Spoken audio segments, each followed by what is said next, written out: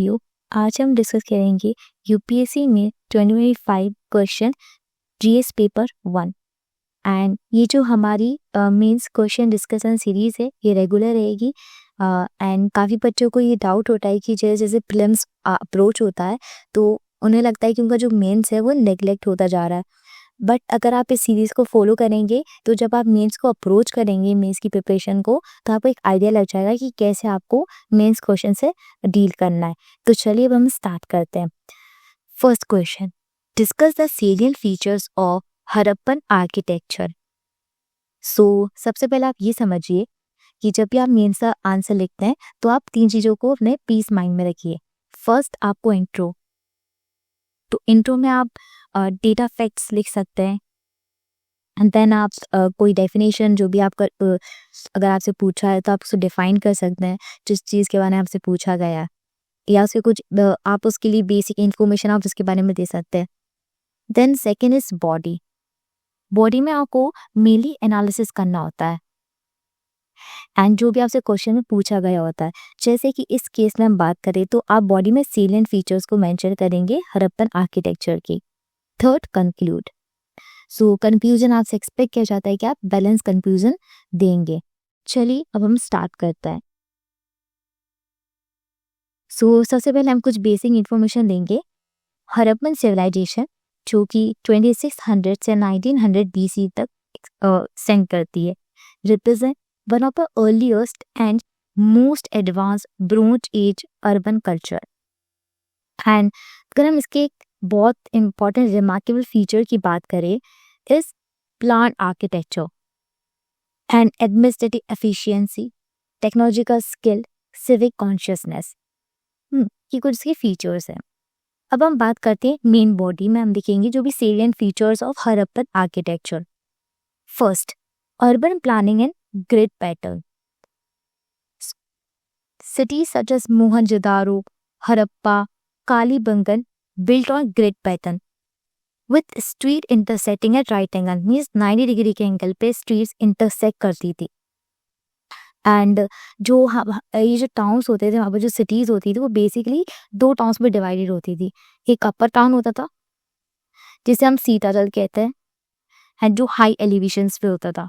Second is lower town जो कि common people के लिए होता था। तो ये मैंने आपको बताया था settlement was divided into citadel and lower town. Second, advance drainage.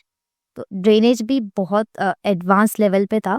Sanitation system, almost every house connect होता था एक अंडरग्राउंड ड्रेनेज लाइन से, हर एक हाउस कनेक्ट होता था।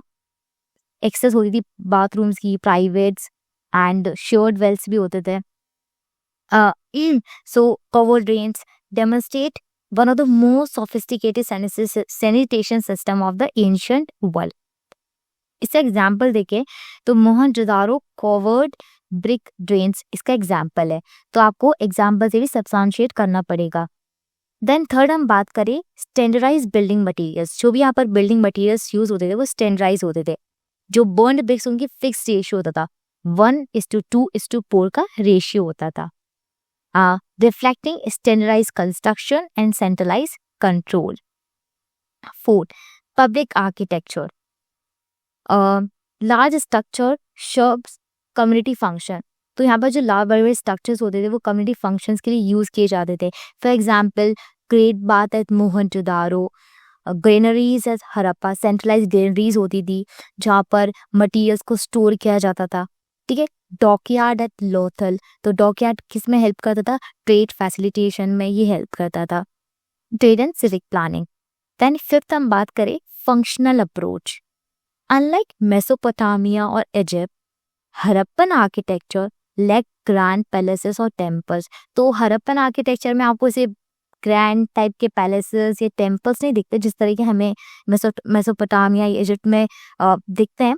So, suggesting an egalitarian social structure, prioritizing functionality over ornamentation. Means वहाँ पर ऐसे like ornamentation में था फोकस नहीं था, functionality इसमें यूजेस क्या उस पर ज़्यादा फोकस था एंड ये हमें एक egalitarian social structure बताती है। चलिए तो बेसिकली आप इस डायग्राम को यूज़ कर सकते हैं, क्वेश्चन आता है तो आप प्लीज़ इसको बना सकते हैं सिंपल फॉर्मेट में। Town planning and town planning in Indus valley civilisation. तो मैंने आपको बताया हाउस ऑफ कॉमन पीपल, तो आप इसको लोअर टाउन बोल सकते हैं। Then citadel on raise platform, थोड़े एलिवेटेड होते थे, इसको आप अपर टाउन बोल सकते हैं। जैसे कि यहाँ पर पब्लिक बिल्डिंग्स होती थी, मार्केट्स एंड वर्कशॉप्स जो भी हैं।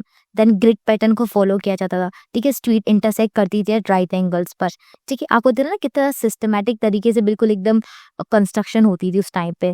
ड्रेनेज सिस्टम भी काफ़ी एडवांस था। देन गेटवेज होते थे, सिटी वॉल्स होती जो कि डिवाइड करती थी एरियाज को। देन कंक्लूजन पे हम चलते हैं। Harappan architecture embody advance town planning, sanitation, engineering, काफ़ी रिमार्केबल अर्बन सेटलमेंट्स हमें विजिबल होती है। Its pragmatic design remain relevant to modern urban planning. आज के समय भी ये बहुत ज़्यादा रेलेवेंट है, क्योंकि आज भी हम कुछ इस तरीके का ही हम कुछ यूज़ करते हैं। And reflect a highly organised and civic minded society. So I hope you understand. Thank you, have a nice day.